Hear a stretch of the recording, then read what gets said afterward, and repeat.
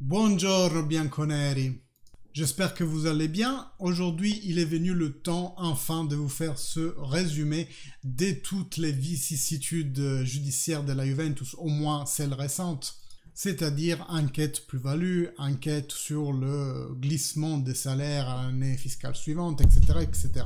Ça m'a été demandé dans les commentaires, donc voilà, aujourd'hui je vous fais ça.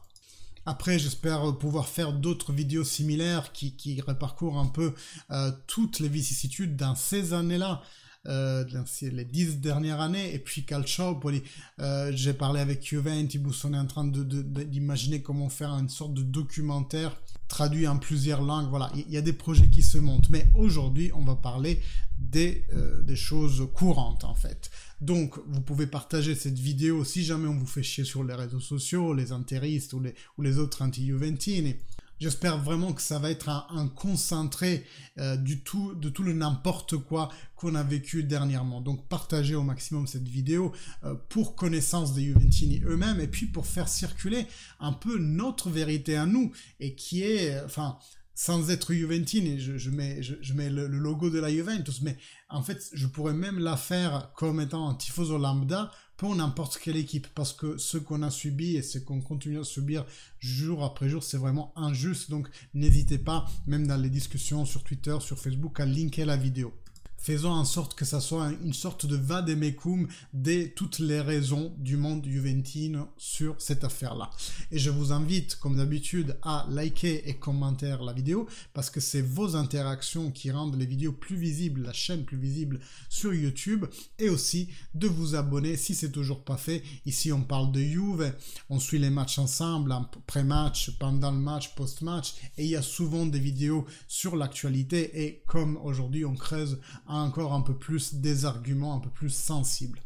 Et on va le faire, comme les Romains disaient, à Burbe Condita, depuis la fondation de la ville. Et oui, parce que tout ce qu'on vit en cette année du Seigneur 2023 part assez loin de l'enquête Prisma, certes, mais ça, on n'en a pas eu vent tout de suite, part, disons, d'une enquête sportive qui a été menée sur plusieurs clubs de la Serie A.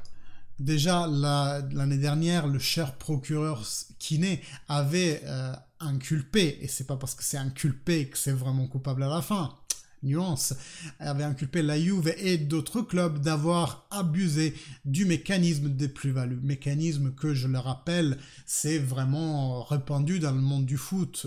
Tous les clubs en font. Il y a même des clubs qui basent leur modèle économique sur la plus-value. Pourquoi? Parce que ça n'est rien d'illégal. Moi, particulier, j'achète ma maison 100 000 € cette année, je la revends dans 10 ans 200 000 €, ben, j'ai réalisé une plus-value. Sur les maisons et les biens, disons, non physiques, c'est faisable. Et les joueurs ont un statut, depuis la loi Bosman d'il y a quelques années, qui ressemble un peu à des actifs lors du bilan. Le footballeur est tout à fait un asset de l'entreprise, un asset voulant dire vraiment une ressource, vraiment matériel qu'on peut moyenner, non pas le joueur, sinon ça serait de l'esclavagisme, mais le titre à ses prestations sportives, ce qu'on appelle le cartellino. En italien, je pense qu'en français c'est l'affiche. Bref, donc là, le postulat de base, c'est que la plus-value, elle est totalement légale. Après, on peut contester qu'il y ait un abus. Ça, je suis d'accord et on peut totalement en discuter. Mais même tant que ce n'est pas normé, et on y reviendra, on ne peut pas contester une plus-value en soi. Donc l'année dernière, toutes les équipes avaient été acquittées, la Juve comprise, et cette année, Kiné décide de revenir à la charge et à honneur du vrai, il revient à la charge sur toutes les équipes, non pas seulement la Juventus. Et il fait ça se basant sur un principe du droit italien, je pense qu'il existe aussi en français, qui est celui de la ricusazione. Non, pas la ricusazione, je dis des bêtises. du rappel en justice. En fait, il s'agit d'un mécanisme, et c'est là qui se trouve déjà la toute première faille de tout ce discours. C'est un mécanisme qui est fourni à bénéfice des accusés dans une affaire. Donc, il y a eu un jugement qui a eu lieu quelque part, et il existe un mécanisme pour lequel l'accusé qui a été inculpé peut revenir sur les faits uniquement si on trouve des nouvelles preuves qui n'avaient pas été jugées par le tribunal en l'occurrence, qui peuvent le disculper. Donc voilà, déjà première faille, c'est un mécanisme qu'on doit utiliser en faveur de l'accusé. Et là, ils l'ont utilisé, ils l'ont complètement tordu pour pouvoir remettre sur la table une affaire mais du côté accusation. C'est donc le procureur fédéral qui s'est saisi de ça en disant ce jugement doit être répété parce que j'ai de nouvelles preuves. Les nouvelles preuves, ça vient d'où? De l'enquête Prisma, qui est une enquête menée par le parquet de Turin, et ça, on est dans la justice ordinaire. Et oui, parce que déjà, il faut diviser tout ce qui est justice ordinaire, vous et moi, une entreprise XY qui va au tribunal et qui est jugée par des tribunaux civils, mais en gros ordinaires. Et puis la justice sportive, qui est un apparat qui normalement découle dans tout ce qui est question de droit de ce ordinaire, mais qui a un propre statut propre, des règles propres, des lois propres en fait au sport et puis au football en particulier, et qui peut prendre des décisions en autonomie en ce qui concerne vraiment les choses attenantes au sport. Et ça va des choses qui se passent sur le terrain vert, mais ça va aussi jusqu'à des choses comptables si et seulement si celles-ci donnent un avantage sportif concurrentiel à l'intérieur d'une compétition. Bon, une fois qu'on a fait cette distinction, donc Kiné utilise déjà cet abus en en remettant sur la table une affaire qui était close. Et là, il y a un principe de droit qui est ni bis in idem, c'est-à-dire qu'on ne peut pas juger la même personne ou la même entité pour les entreprises deux fois pour la même raison. Et pour ce faire, justement, il apporte le nouveau qui, soi-disant, a été découvert pendant l'enquête Prisma. Après, on verra, il y a eu aussi une discussion par rapport à un papier ou un échange de mails entre la Covisoc et la procure fédérale et la Juventus qui pourrait éventuellement antidater toutes les discussions sur cette affaire-là et qui pourrait en fait même prouver que déjà lors de la première décision, les juges avaient connaissance de tous les papiers liés à l'enquête Prisma. Mais ça, c'est vraiment toute une autre discussion et je pense qu'on ne l'abordera pas aujourd'hui parce que encore à aujourd'hui, on ne sait pas où ça en est. Ouais, je parle déjà depuis 7 minutes, il faut que je me dépêche si je veux pas que la vidéo fasse 30 minutes, mais il y a moyen. Bon, éventuellement, vous voulez l'écouter x2, x1.5, comme vous voulez. Et le grand n'importe quoi arrive le jour, disons, du jugement. Pourquoi? Parce que déjà, le procureur Kiné demande 9 points de pénalisation, uniquement pour la Juve, pas pour les autres, et que le juge décide à une après-midi, alors qu'il devait juste savoir si on acceptait ou pas les nouvelles preuves, c'était ça la décision qui devait être prise ce jour-là, il décide de prendre vraiment une décision sur l'affaire, donc deuxième n'importe quoi, décision prise à une après-midi pour juger un folder de données de 13 000 pages ou quelque chose comme ça, et il décide de ne pas donner 9 points, mais 15 et uniquement à la Juventus. Et là, vous le savez, ça éclate côté Juventus. Bien entendu, on trouve que c'est un gros n'importe quoi, mais on ne connaît pas encore les décisions. Décisions qui seront rendues publiques 2 semaines, je crois, après l'émission des moins 15 points. Par contre, déjà le soir même, on retrouve tous les classements dans les journaux, sur Google, etc., qui apportent moins 15 points à l'équipe. Donc nous, les Juventini, on commence à se faire des idées sur pourquoi ils ont pu donner ces 15 points avec les éléments qu'on connaît à ce jour-là, c'est-à-dire tous les folders, parce qu'il y a une grosse partie des documents de l'enquête Prisma qui ont été donnés aux rédactions italiennes, et celles qui sont un peu plus, voilà, ouvertes et qui veulent quand même avoir un discours global et non toujours anti-juventino à taper sur la Juventus, comme Gazzetta, etc. Donc on sait plus ou moins le pourquoi il y a eu cette décision qui a été prise. Mais je ne veux pas vous parler des noteries dans ces 2 semaines-là, je veux sauter directement dans le temps et aller au jour où les conclusions de la Cour fédérale sont données. Et la Cour fédérale, pour vous faire le résumé, et après on rentrera un peu plus dans le spécifique du pourquoi c'est du n'importe quoi, en gros dit que la Juventus a créé un système de plus-value avec plusieurs équipes satellites avec lesquelles elle privilégie faire des affaires pour gonfler les plus-values.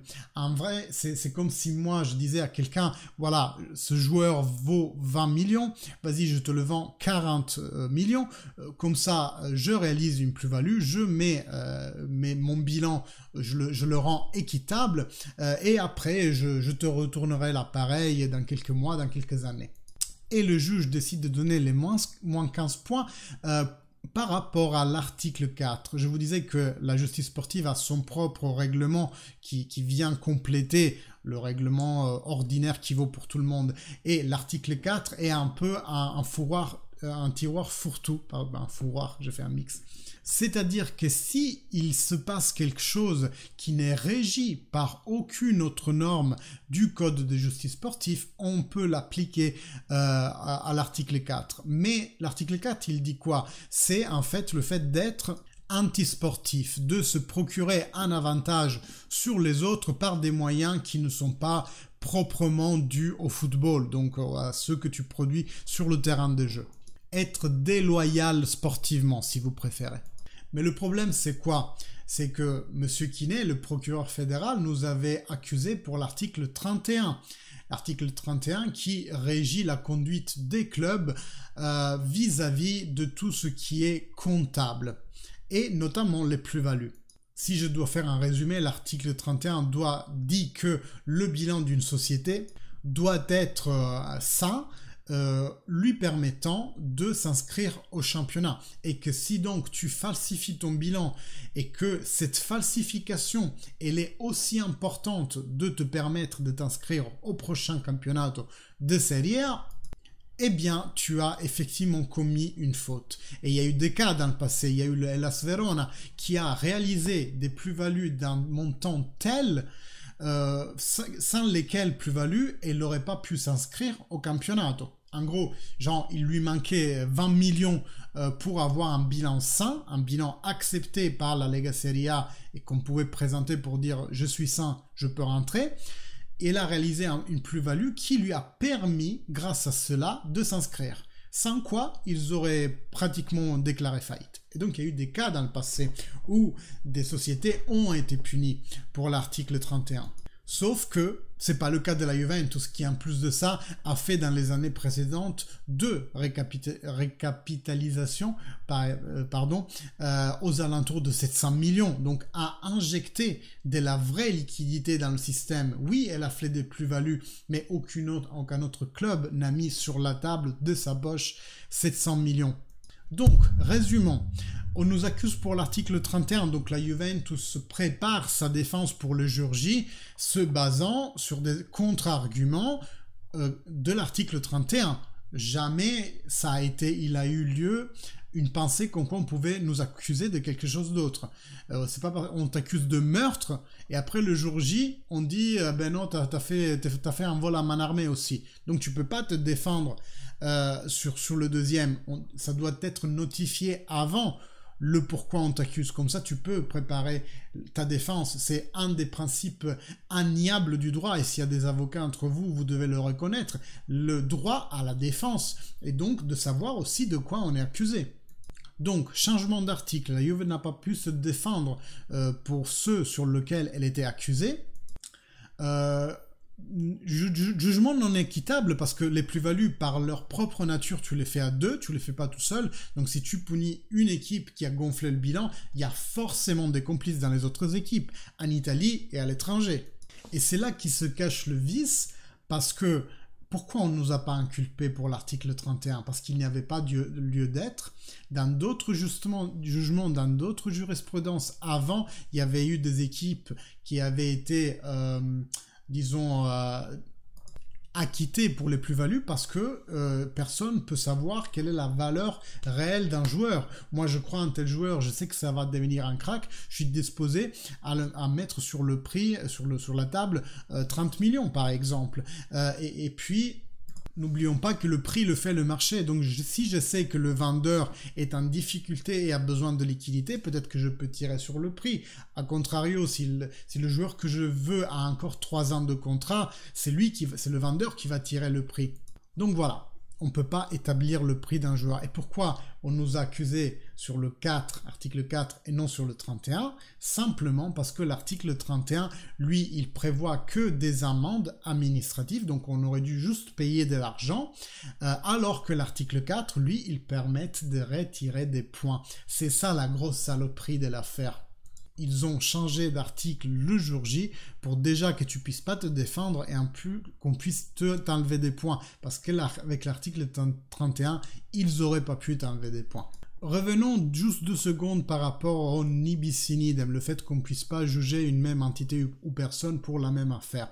Parce qu'il y a eu des échanges au préalable entre la Juventus et la Covis qui font penser que ces informations étaient déjà à la disposition des procureurs et donc aussi du juge et que donc ça ferait antidater tout le commencement de l'enquête et que maintenant ça serait tombé en prescription.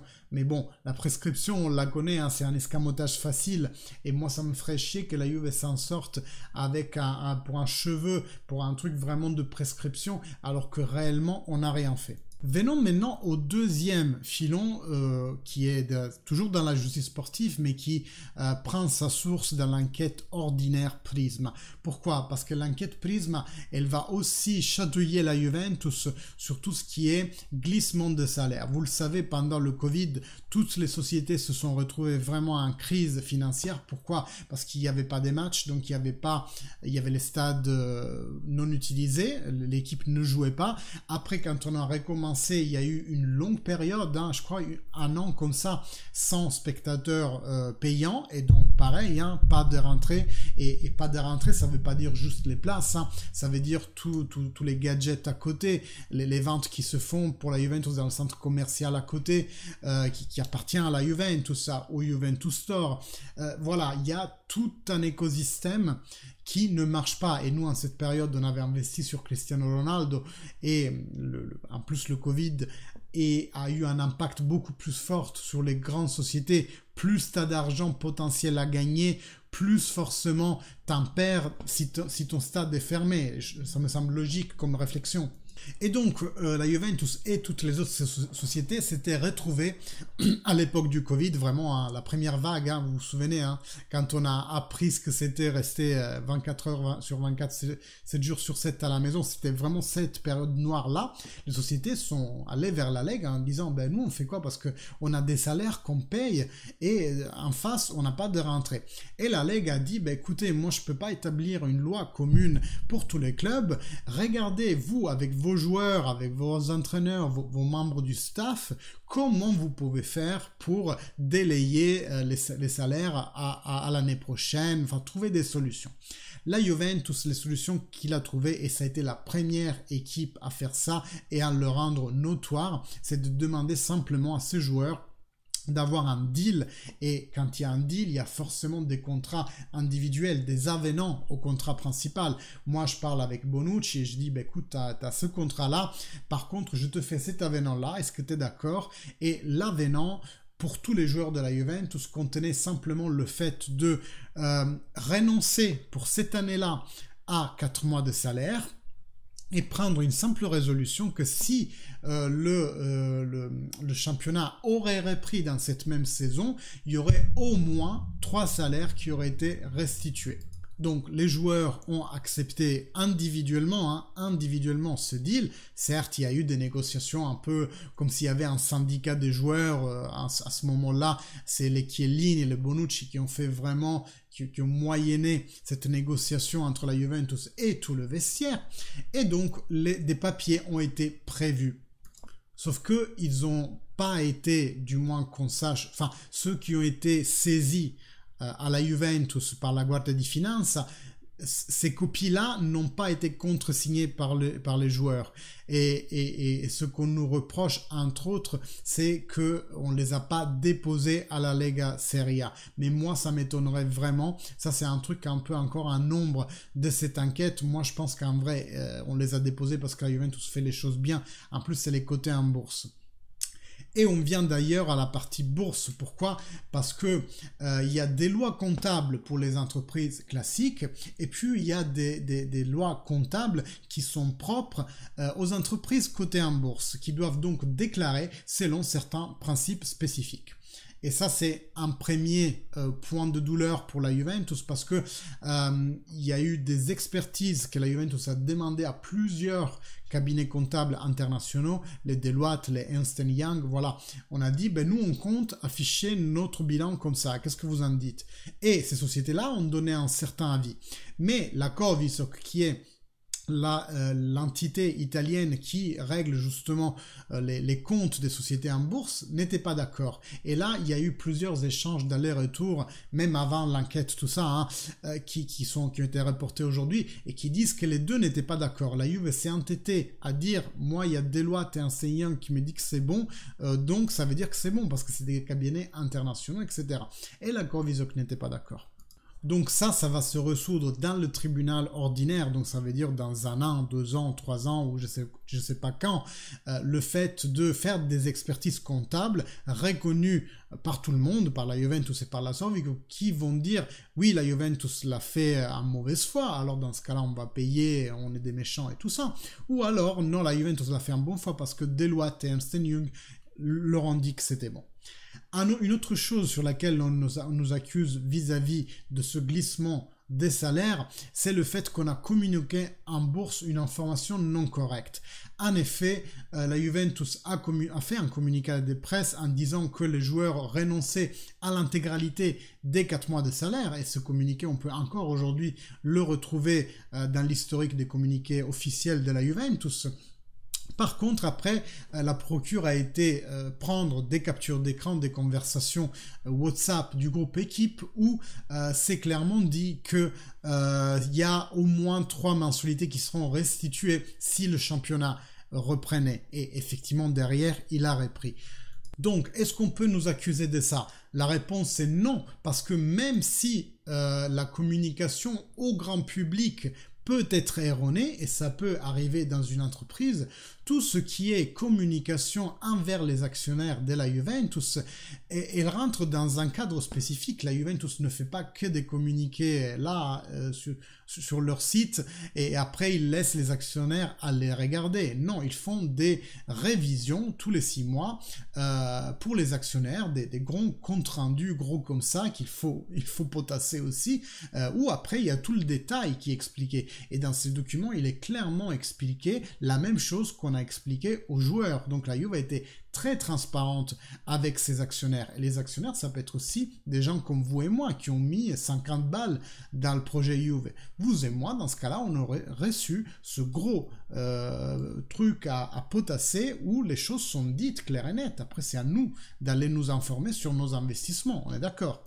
Par contre, la procure a pris comme étant la vérité sur terre uniquement le communiqué sorti sur le site de la Juventus, sans forcément prendre en compte que de toute façon les actionnaires étaient mis au courant dans tout ce qui est, on appelle ça la semestrielle. Voilà, le compte rendu semestriel sur l'activité de la Juventus, les projets futurs, l'état économique de la société. Donc, transparence globale de la Juventus, les gars. C'est une société cotée en bourse, on rigole pas avec ça, on rigole pas avec l'argent même des pauvres contribuables comme vous et moi, quoi. Voilà, donc on nous accuse encore une fois de quelque chose où eux-mêmes ils sont pas très bien creusés. Bon, donc maintenant c'est quoi la situation? Il y a cette décision de moins 15 points qui a été prise par la Cour d'appel fédérale. Entre parenthèses, je ne l'ai pas dit avant, mais c'est pas normal qu'on soit déjà en phase d'appel, il n'y a même pas eu un procès en vrai. Ils ont englobé le premier et le deuxième degré exactement comme ils avaient fait pour Calciopoli, aussi pour nous donner moins de temps de réaction. Et donc la Juventus a porté recours un mois après cette décision au CONI. Et c'est la première instance vers laquelle tu peux aller râler si tu penses que la décision que tu as subie, elle est injuste. Et donc là, on reste dans la justice sportive. C'est le dernier degré, la cassation, si vous voulez, en ce qui concerne l'iter de process sportif. Et donc là, le CONI va se prononcer mercredi 19, dans 2 jours, pour savoir si, oui ou non, la Juventus est coupable et alors elle doit garder les moins 15. Il y a 3 solutions. Soit on casse les 15 points, c'est-à-dire on les annule, on les récupère quelque part. Soit on les confirme, soit le CONI peut renvoyer au deuxième degré à la Cour d'appel fédérale en lui disant « réjuge-moi ça », mais cette fois en prenant en compte ces règles-là. Et ces règles-là, c'est... si tu inculpes pour l'article 31, il faut le punir pour l'article 31. Ces règles-là, c'est il faut leur donner le temps de pouvoir argumenter. Donc, il faut leur donner du temps, hein, parce que dans tout ça, je ne l'ai pas dit, mais la Juve a eu, dans une après-midi, elle a dû avoir 30 minutes pour pouvoir s'expliquer, en plus sur l'article 31 et non pas sur le 4. Donc voilà, il y a ces 3 solutions et tout le monde s'accorde plus ou moins sur les premiers 2. C'est-à-dire la troisième, elle est vraiment improbable. Hein. C'est improbable que le CONI dise à la Cour d'appel fédérale de réjuger. Pourquoi? Parce que ça arrange ni la Juventus, ni la fédération, ni tous les autres clubs. Parce qu'en ce moment, la Juventus est dans une situation incertaine, mais toute la Serie A aussi. La Lazio ne sait pas si elle est 2e ou 3e. Les autres équipes ne savent pas si la Juventus va remonter dans les prochains jours en récupérant les moins 15 points. Donc c'est vraiment la moins probable de toutes. Et si le CONI se prononce en faveur de l'abrogation de ces 15 points, donc si on les récupère, c'est aussi une grande assistance pour le deuxième jugement. Et parlons du deuxième jugement parce qu'il est à venir, hein, il n'a pas encore eu lieu. Kiné a rendu sa copie à la Cour d'appel fédérale il y a à peine une semaine, quelque chose comme ça. Vraiment juste à temps pour après voir si il demandait encore plus de points. Par exemple, si là, il nous restitue 15 points, alors il va en mettre 20. Vous voyez le genre. Hein. En fait, on met les points selon un peu l'envie. Ah, il y a une autre chose, que oui, la peine doit être afflictive, dit-on. Donc, par exemple, si tu as gagné le championnat de 10 points et que je t'enlève 9 points, en fait, je t'ai porté aucun préjudice parce que tu auras toujours gagné le championnat. Donc, je dois t'en enlever 11. Ça, c'est vrai, ça existe ce principe-là. Sauf qu'ils oublient que ça se fait pas en saison en cours. Ça doit être afflictif pour la saison suivante. Enfin, donc la saison terminée, tu peux rétrospectivement aller donner une peine afflictive au championnat qui vient de se terminer. Par contre, si le championnat est en cours, la décision doit être reportée sur le championnat suivant. Et là, tu dois prendre avec un barème, toujours avec un barème, genre tu as fraudé de 20 millions, c'est 20 points. Vous voyez un peu le genre.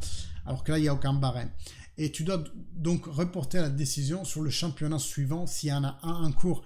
Parce que là, la grosse irrégularité, c'est qu'en plein milieu du championnat, il y a une équipe qui se voit enlever 15 points qu'elle a pourtant obtenu régulièrement sur le terrain. Donc voilà. Donc là, pour le deuxième filon d'enquête, c'est à venir. Il y a eu la thèse accusatoire qui a été rendue par Kiné. La Juventus a 2 semaines pour donner sa propre thèse défensive et après ça sera jugé par la Cour d'appel fédérale. Mais qu'est-ce qui se passe? Que si là le CONI retoque méchant la Cour d'appel fédérale, je pense qu'elle va prendre une décision beaucoup plus avisée pour le deuxième filon d'enquête. Et tout ça, je vous ai parlé de juridique maintenant, mais il y a une forte composante sociale dans cette affaire. Parce que les Juventini, c'est plus comme en 2006, hein, où on n'avait pas de réseaux sociaux, on était dispersés, chacun avec ses potes, à parler de comment c'était n'importe quoi. ou alors sur des forums, mais il n'y avait pas cette puissance de frappe de communication. Et cette fois, les Juventini ont poussé fort parce que on a fait une campagne de désabonnement massive de DAZN et Sky. Moi, j'y ai adhéré au début. Après, je me suis rendu compte juste que pour mon activité de YouTuber, c'était impossible de me passer de DAZN parce que avec d'autres sources, les Paramount+, etc., j'avais un délai énorme par rapport au live du match et donc c'était impossible pour moi. Donc, j'ai réactivé. Mais la frappe a été forte. DAZN l'a tellement senti qu'ils n'arrêtent pas depuis des mois de faire des offres spéciales. Et si tu te réabonnes, alors on te donne ça. Et après, on te donne un vélo avec, vous voyez, on dirait la Redoute, quoi, limite. Ils ont vraiment cassé les prix. Il y a leur audience qui n'arrête pas de baisser. On est passé de 21 millions à 6-7 millions à la dernière journée de Serie A. Donc les vues baissent. L'intérêt pour le championnat baisse. Et l'autre composante, c'est que l'année prochaine, il y aura une nouvelle appel d'offres de la Lega Serie A vers les broadcasters. Parce que tous les 3 ans, ça se renouvelle. Avant, c'était Sky qui avait la totalité des droits. Il y a 2 ans, c'est DAZN qui est rentré dans la partie. Elle a pris l'intégralité de la Serie A et a laissé un petit package de 3 matchs par journée à Sky. Et donc, l'année prochaine, les broadcasters sont censés se battre pour ce produit, la Serie A, qu'ils broadcastent dans les pays qu'ils achètent, en fait. Et donc, si DAZN a été disposé à mettre une certaine somme, disons 1 milliard, je sais pas, 800 millions, je crois que c'est plutôt quelque chose comme ça, pour la Lega Serie A il y a 2 ans, aujourd'hui, avec tout ce cirque qu'on met en place à partir des épisodes comme le Napoli qui vient pas à Turin, vous vous souvenez sur la chaîne, vous retrouvez dans mes toutes premières vidéos, c'était vraiment une des premières vidéos que j'ai faites sur la chaîne, l'histoire du Napoli qui vient pas à Turin, et après ils perdent un point, après ils le récupèrent, voilà, tout, et le match doit se rejouer, toute cette histoire-là en fait. Donc on a démontré que la Lega Serie A, à part même un produit d'un point de vue sportif vraiment bas par rapport à, par exemple, la Première Ligue, qui est un grand spectacle, même avec nos magouilles à l'italienne, on a perdu beaucoup de crédibilité, et donc pas sûr que DAZN mette le même chiffre sur la table l'année prochaine. Donc, pour toutes ces composantes, moi, ça me fait plutôt penser qu'on va aller vers une restitution des 15 points à la Juventus. Mais vous le savez aussi bien que moi, si vous avez vécu Calciopoli, moi j'étais un jeune nigo à l'époque, mais j'ai quand même vécu assez fortement cette période. Et là, on a vécu à peu près la même chose. En quelques jours, ils nous ont jeté en série B. Là, à un après-midi, ils nous ont enlevé 15 points. Donc, ces gens, c'est des gros malades. On ne sait pas ce qui va se passer. Et ce soir, il y a Report qui fait un reportage justement sur la Calciopoli cachée. D'ailleurs, il faudrait que j'aille enregistrer. Donc, je vous laisse ici pour cet épisode-là. J'espère que ça vous a plu. On parlera encore de tout ça, tous les n'importe quoi qu'on a eu dans les 10 dernières années avec Suarez, avec l'acier du stade qui était périmé, avec les ultras, il y en a eu. J'ai de quoi faire des épisodes. Merci beaucoup à tous. N'oubliez pas, like, commentaire si ça vous a plu. Punaise, 32 minutes. Like, commentaire, abonnez-vous à la chaîne si c'est toujours pas fait. Je vous remercie du cœur. Fino alla fine, forza Juve. Ciao les gars.